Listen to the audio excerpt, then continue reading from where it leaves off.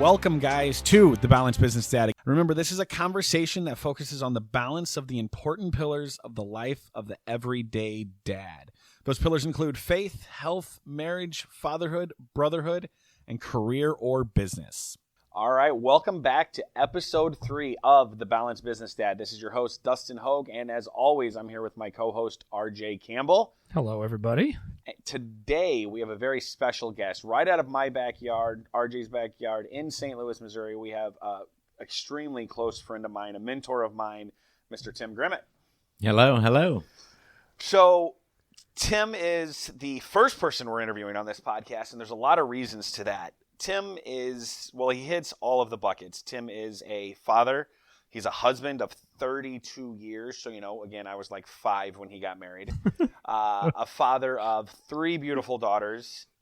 He's a coach, but he likes to call it an amazing life coach, and we'll go into that. He's a minister, a serial entrepreneur, and he's also a published author. What a resume. It sounds impressive, doesn't it? It did sound pretty impressive. Tim is actually the guy who got me into real estate investing about 4 or 5 years ago, and it has taken off, so I owe him so much to that. But I've learned so much in the past by just being around him, being a husband, and a father, and just a good person in general. So I knew when we were going to do this that you had to be the first one on here because, wow, you have a story. And you have an incredible story of being out of balance, especially early on and in business. And I know a lot about the business, and we're going to get into that, but the out of balance, yet you did turn it around, right? With the help of the God, you really turned this around. And a very understanding wife that put up with you, I will say. She helped quite a bit on that. That she was. Yeah, that she definitely was and is. Yeah, absolutely. So Tim, let's start, kind of what you're doing now, and then we're going to dive into your story, kind of where you feel comfortable, and we'll go from there. Well, I'll kind of give you a little background on myself. I grew up in a small farming rural community. Primarily, we would say the lighter-skinned individuals. We won't say redneck, but I like to affectionately call them that. Good friends. A whole graduating class of maybe 107 people. Yep. And maybe 3% black people. And so it was just running. We just ran together. It was fun. Everybody back then raised everyone in the town. Yeah. So if you got in trouble, you knew about it by the time you got home. And everybody had the opportunity to spank you along the way as you went home. And then you were going to get one when you got home. So that's kind of how I was raised. And we shared that with our kids growing up. But currently, I like helping people see discoveries and push themselves to be all that they can be. Love it. That's the exciting part that I get to do. We do it in real estate. We do it in ministry. We do it just in natural walks of life as we come alongside people. I love it. Wow. So, go ahead. No, that's just I love that line. That's great. Yeah. I love it. Yeah, it's that amazing life, and I'm going to keep on hitting on that. So, when Tim and I met, it was for real estate. You were coaching real estate investors, and I got into it. But your entrepreneur world actually started before that, correct? Yes. Always wanted to be self-employed. My dad was a farmer, so you knew there was long days, but you owned your day. And that was the great part about it. You worked hard. You got sweaty. You got tired. So I like that. And I'm a compliant guy, but I'm not a compliant guy. I'm a good employee, but I'm not a real good employee. So I know I had to be self-employed. And it's always been something. I saw the Amway circle in the beginning, and I was sold on residual income and have always lived for that idea of build it once and get paid for it multiple times. Yeah. Build it once, get paid for it multiple times. That's another good one. That's good. Yeah. I should be writing that one down. Yeah, somebody should. So you did the Amway thing. What happened then?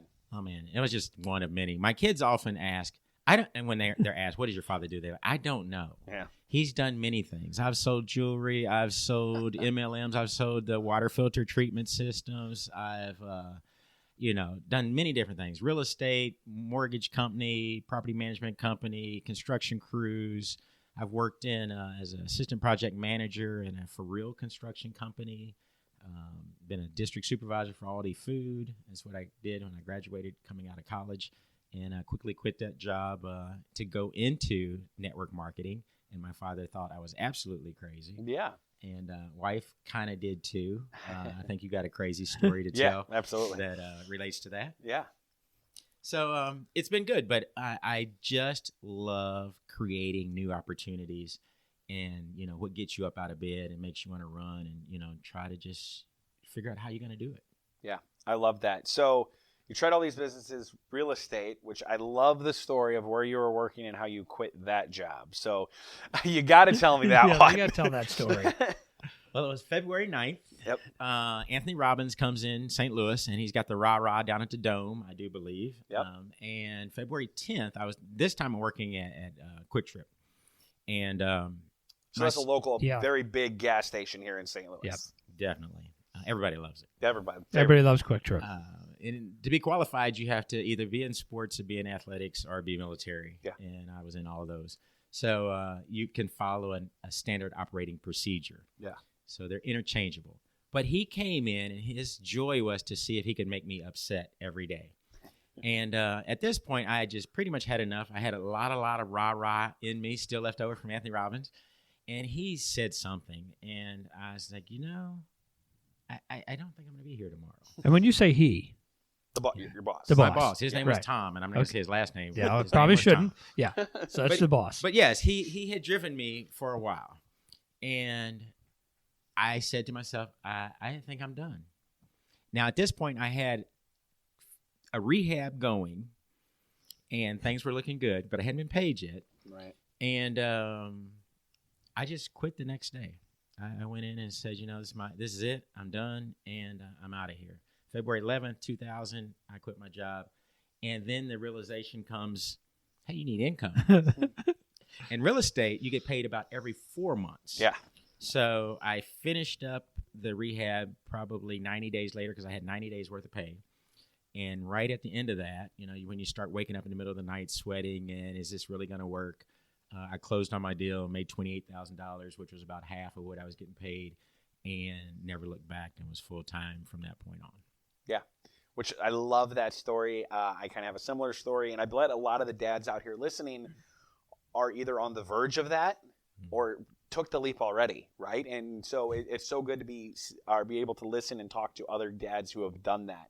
Now, you mentioned, then you get the realization of, I need income. Sometimes my assumption on that is the realization was actually your wife. Oh, yeah. Yes. So it wasn't I didn't come to that realization. I was doing fine. And so we had twins that were young, maybe 2 years old. The oldest one was 4. Yeah, so there was a requirement called income that you needed to bring money into the house. Generally, more frequently than 4 months. Yeah. And I didn't have a line of credit at this time either. Sure. So it's like, hey, that would be kind of handy. Yeah. And so then I went to the bank and got a line of credit. At that time, they were handing out like candy. Yeah. So I got about $100,000 line of credit and went out and put it on 2 properties, of which I won both of those a couple weeks later and realized that I had spent more money than I had credit line for. Another panic, set in place. And I called the real estate agent. She goes, oh, just call Jim. He'll give you more money. And I'm thinking, okay, I'm a black guy, just out of job, no employment, no real assets to talk of. And I'd never done real estate before. Sure, he'll just give me some more money. But he did. And then from then on, we did 35 more deals together. And before that bank got gobbled up when they were doing all that. But it was a great run. Yeah. Banks definitely used to give money out there. It'd be a lot harder to do that today. It would be a lot harder. Yes. So if we want to get in real estate, feel free to reach out. We'd be happy to help you with that. But don't quit your job. We'll work a plan up to that. So that's awesome. So then you started flipping houses. You started buying rental property. You started property management. You started mortgage companies. I mean, you were in it. We in it. At that time, you didn't know that you could fail. Kind of like you, when you came into the business, it was exciting to see someone kind of like myself, years down the line. Dustin was awesome. He did everything I asked him to do. And there was that invincibility that he had about him. It's like everything turns out great. And it does. That's exactly what I thought until the market decided to go opposite. How did that The change? plan still worked, but the banks said, we're not lending money anymore. And then you find out what a downturn is called. Yeah. And that created some challenges in my life. Yeah. So let's back up. Things are going great for the business. Yes. I haven't heard your wife in that things are going great. I haven't heard the kids are going great. I haven't heard talk about faith, which I know you're a man of all of those today.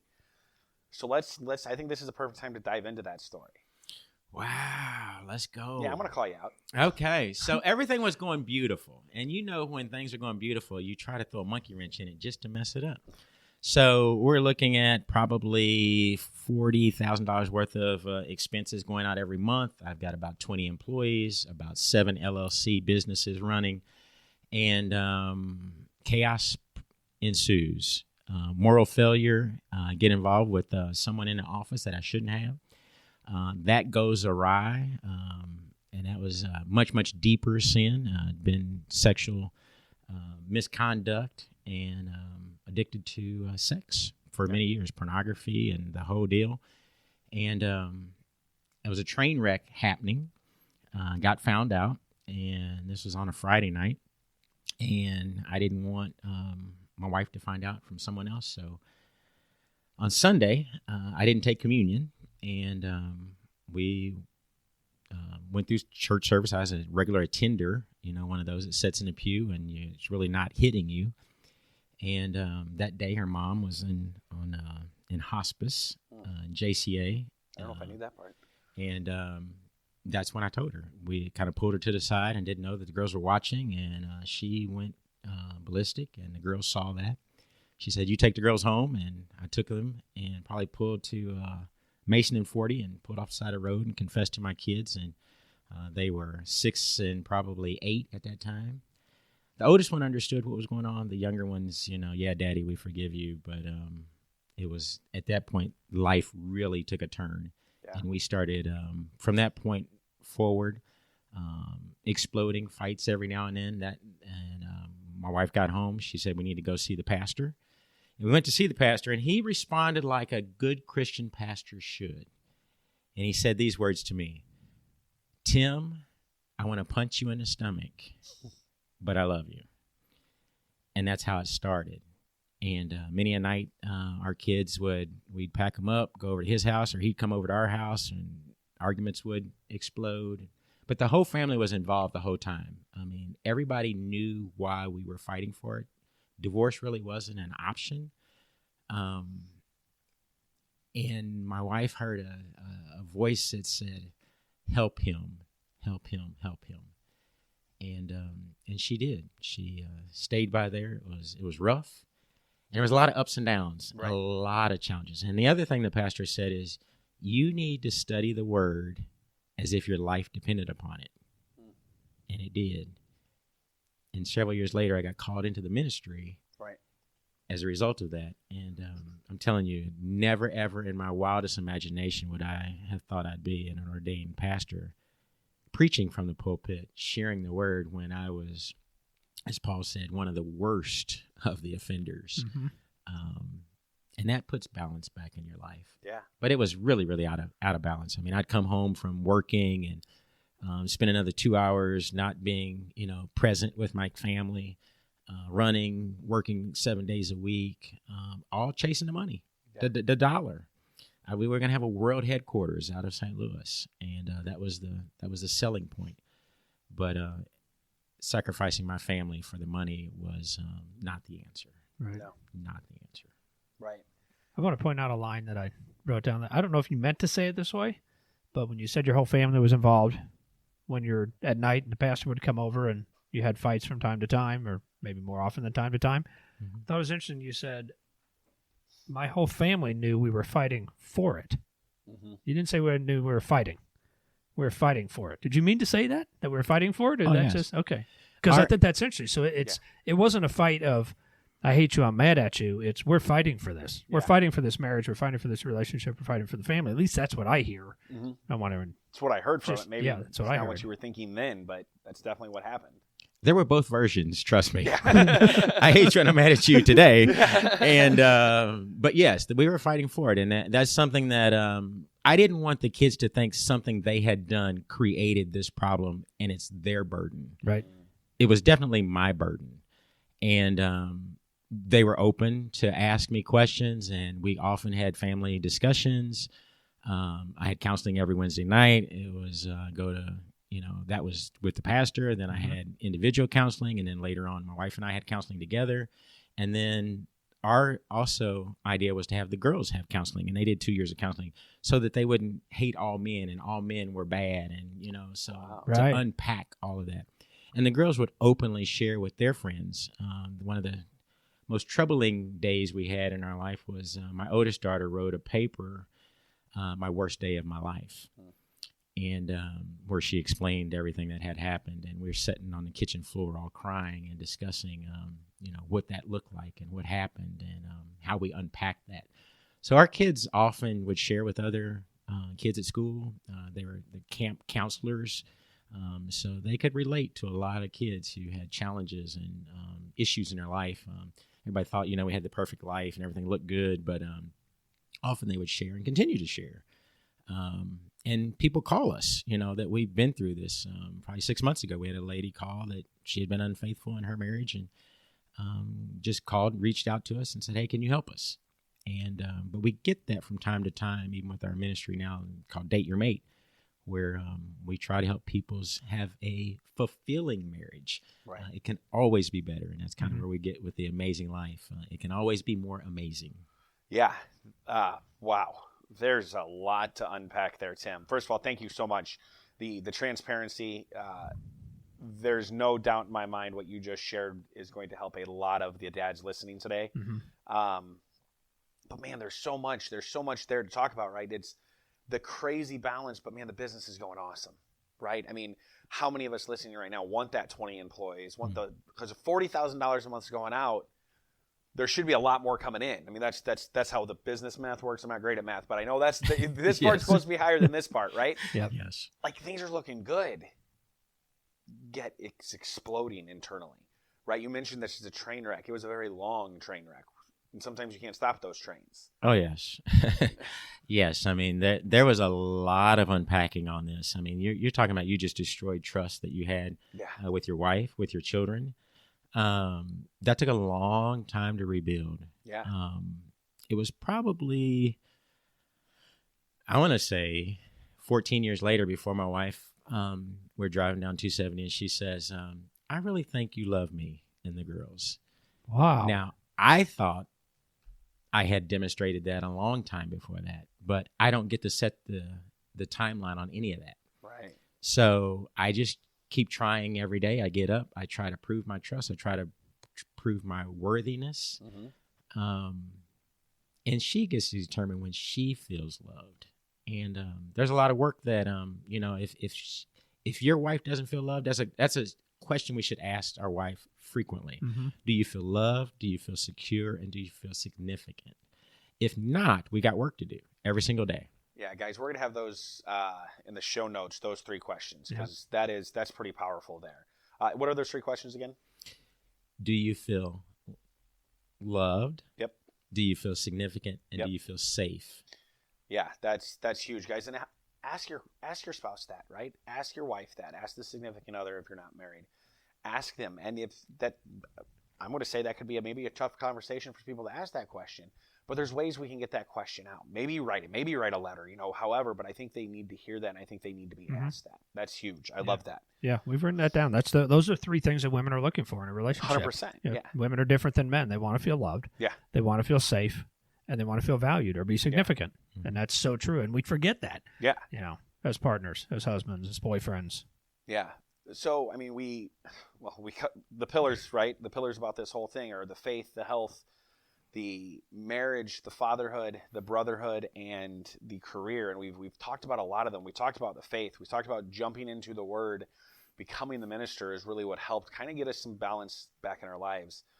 We talked about being the husband, right? And the work there did. But when you mentioned your daughter, the worst day she had, and then you guys going through that together, getting the daughter counseling, but making everybody become healed, I guess, from it.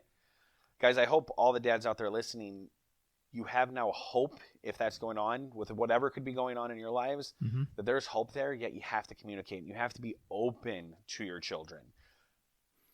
I just want to share one thing that pornography is probably the biggest killer of marriages right now. Yeah. And when I grew up, you had to intentionally go and seek it. Yeah. Now, if you have a phone in your possession, a smartphone, you're guaranteed to have that as a challenge. Right. Any young man growing up today, because you can just accidentally stumble upon stuff, and it's there, and it's going to keep following you and tracking you. And I don't even want to get into different things that you can do. But recently I just went to 4 days, what's called 4 Days to Freedom, with a guy who contacted me from church and was challenged with pornography and been married, longer than me. And he says, I've dealt with this for years and years and years, and I'm ready to be done with it. Wow. And, he called me to help him put an app on his phone so that he wouldn't know the password. And I go, that's not the solution. It's a choice. Right. And when we make the choice, and after 4 days, he came back, and what they share with you is that you are blunt, honest with your wife, and you tell them all of your dirty laundry. And he said, we got back around 3 o'clock in the afternoon. He said he's talked with his wife till 3:45 in the morning. That's not normal, but he aired out all his laundry. Wow. And it's refreshing. It's challenging. We kind of talked about this before we started. Your accountability partner, we often have guys, and we sit around, and if we're that honest, we tell them we slipped, we fell, and we got problems going on. But that's after the fact. Yeah. This program has your wife as your accountability partner, and you're supposed to tell her before the situation happens. Right.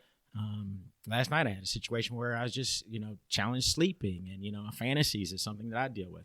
And you can't unsee what you've seen. You go out in society today, you see billboards, you see TV. Anything can set you off. And I said, hey, this is my challenge that I had last night, and shared with her so that I bring what's in the dark into the light, and she knows about it. Sometimes that's a gut punch to her. And then I got to let her recover for a little while. And then I come back to her and say, so how are you feeling after I shared that with you? And let her respond. Because, it wasn't anything light for her to take. Right. But it frees it up. And now I'm not slave to that thought all day long. And it just disappears. And that's the difference between some of the techniques you're taught that workshop. And it's just wonderful. And I've taken several people from St. Louis to that 4 Days of Freedom. And it's been wonderful. They're still together. And it's a challenge, guys. And we have to come together and get support for that. Because it's not going to go away. Right. It's just not going to go away. And there's that brotherhood part of it, right? Yeah. So we have to go get support. Yes, 4 Days of Freedom specifically for married couples? Is that what it is? It's for individuals. There's individual kids there, young kids, probably 17 on up. But it's 4 Days to Freedom is for men. 4 Days to Hope is for women. Okay. And then they have a couples retreat for the husband and wife. But yes, they focus on different things, and it's called WIT Ministry. Whatever it takes. Whatever it takes. Whatever it takes. Wow. There's a lot here. Guys, we've pretty much hit every pillar here, right? So Tim's a gentleman who has went extremely out of balance and now working through it. So I met Tim when, at least it seemed, it seems like his wife likes him. It definitely seems like his kids. And I've learned, honestly, there's certain things that I've learned how to be a father from Tim. And I don't know if I've ever told you this, but it's one of the things you said is that you always did, I don't know how often it was, once a month, once a week, whatever, but you would date your kids individually. Daddy days. Yeah. And so that is something I'm implementing into my vision, into my life. It's just me and my son, or it's just my daughter and I. And then, my wife and my son will go out while I'm with my daughter, or vice versa, because I feel like that's so important. I learned that from you. So you might not have been doing it before, but you're doing it now, and now you're making a difference. So I appreciate that. Yeah. Coaching without even knowing it. Yeah. Unpack the daddy days and where that came from. Family Life talks about some of those aspects, and it's a contract to date your daughter. Yeah. And I used to give my daughters business cards, and we kind of talked about, you date in order to get married. You don't just date to get your heart broken in high school. So they bought into that idea. And so the premise is that you're going to take your daughter on a date to show her what a true gentleman is supposed to treat them like. Yeah. So you open the door for them, they get dressed up, and we may just be going to, 4 hour. They get 4-hour blocks. Do whatever we want to do. Generally, girls like to go shopping. So it's like, I'm going to try on at least 75 to 80 different outfits, and you're going to look at me, Dad, and take pictures and tell me which ones you like the best. We're going to go eat and all that. But the key in the concept is to understand why a guy is supposed to date you. So then when the girls would give the boy the card, I had to take him on a date. The gentleman. Oh. And my idea was to ask them, there's a series of questions. What's your intention? What do you want to do with my daughter? I value my daughter a lot. And these are things you're going to need. And, the guys hated that idea. I'm sure. So that Because I was that high school kid. I would hate that. I would have hated that. Yeah. Oh, yeah. So that turned out fairly well. I won't even tell you the train wreck that one night of one gentleman. But it was good. And what happens is girls understand they're valued and loved by their father. So the need to find a knucklehead to make them feel loved is unnecessary. Right. So they're comfortable with who they are, and they begin to see a pattern of how you're supposed to be treated, and they don't settle for anything less. Right. So that's the good part about that. Right. Which, wow, that's awesome. So as many of you guys know, I have a son who's 5 and my daughter is 18 months, and my daughter scares the living hell out of me. I mean, for a lot of everything that we just talked about. As she should. Yeah. That's good. Yeah. And wow, there's so much here. And like RJ said, you were coaching without coaching just by living your life. You worked through these challenges. You worked through this trauma that you had in your marriage and as a father, in your career. So with all that, there's a few things. Well, first of all, what are you doing these days? Yeah. Where are we now? How balanced are we? Not only what are we doing, but then we'll talk about balance too. Yeah. Balanced is much, much better now. I try to focus on 3 days a week that I'm working. I do real estate. I still buy. I'm actively rehabbing. I've got about 5 projects going on now, which is calm. 1 flip, 2's ready to go, 2 rental properties. I buy and hold. I still coach people how to do that process of buying property and not running out of cash. And my wife and I work together in which I call Date Your Mate, is a 6-week course, which we talk about communication, conflict, sex, money, kids, and faith. So much of the same things that you're talking about, the core pillars of life. That's basically it. Wow. And just enjoying it. We're empty nesters now. Daughter graduated about 1.5 years ago. And we have the house back to ourselves. We were empty nesters for a short period of time. Then one came back to go to grad school and then left. And now we actually have the house to ourselves. And it's interesting. My wife will go and work with me on rehabs maybe twice a week. She volunteers a lot. She's retired. I still have to stay busy. I don't think I could ever use that word retired and as some people, sit back and watch TV. Right. That's not an option. No. But life is good. Life is fun. Part of a group now, a coaching group that it's just really invigorating. I'm learning the mindset. So learning how to coach more people out of their limiting beliefs and just how to truly set their potential free. Love that. Love it. That potential free. Wow. Awesome. So balance. Yeah, the overall arching question of this podcast is, do you think balance exists? No. Yeah. No. Not for any consistent period of time. And I don't think it should, because, I mean, if you're focusing on one of those 7 areas, it's going to take some time and some dedication to hone in on it. Yeah. Just like any mastery, it takes good 10,000 hours or so to get good at it. But once you've mastered it, you just kind of keep in touch with it. Yeah. So I don't think the idea of even trying to be balanced. But as we were talking before, you're driving down the road and you're handling the steering wheel and it's pulling to the left or pulling to the right, or it's wobbling so much like you've got a flat tire. Then you need to stop and back up and take note of something's really out of whack. Mm-hmm. And the best people to ask is usually your wife and your children. Yeah. They'll tell you, you're not spending enough time. We don't see you. You miss dinner time. And if you're not making dinner the most exciting part of your day, I had 3 girls. So, and twins were one set. So they're finishing each other's sentences constantly. The other girl is talking on top of the last girl. And I'd have to stop them and go, okay, your mother gets 10 words. And she'd say 2 sentences. And then it would start all over again. But that was the best time of the day. I miss that more than anything else. The house is so quiet now at dinner time. But man, that was the most joyous time is dinner time and hearing the stories and how was your day. And this game we play, it starts off like this. And Jessica usually starts it. I woke up this morning. And she starts from there. Tells us about a whole day to where she's sitting at the table tonight. So, in detail, real time. In detail, real time. Yeah. Love it. Yeah. Oh, my gosh. That's, it's interesting. You said, for not making dinner time the best time of your day, you're kind of missing out is what you were saying there. Mm-hmm. Tim and I have walked a ton of houses together. And one of the things that we would talk about sometimes is if there's a dining room, right? I believe and I know that houses will sell without a dining room these days. Mm-hmm. And that makes Tim mad, because you obviously need that dining area with your family and stuff. And that made a lot of sense. I remember many times walking through a house with you. I'm like, well, you can make this a 4th bedroom. I'll make more money on it. Need to be a dining room. Yeah, it needs to be a dining room. So that's interesting. I love that. If you're not making dinner time the best time of your day, you're missing out. And Dustin, you'll get there because your kids are young, so you haven't had that yet. Dinner is still work. You're feeding young kids. I had dinner before I came here tonight, and I'm sure something was thrown at me. Yeah, or at least spilled. Yeah, for sure. Yeah, so I think that's the same thing, having 3 children. They're not very different age from your daughters. Yeah. And, you remember, I think back now, and, the conversations that you had over dinner, and it was usually my wife and I not even talking. Right. It's them telling the parts of their day and some stupid stuff that happened at high school or in grade school, and they're all laughing about it and making fun of each other, and there's great conversations. Yep, absolutely. That's awesome. Well, wow, Tim, so much here. So how can people find you? I mean, it sounds like you're doing some things. You're doing some coaching in your life. That Date Your Mate sounds like an amazing course. Is that virtual, in person, or?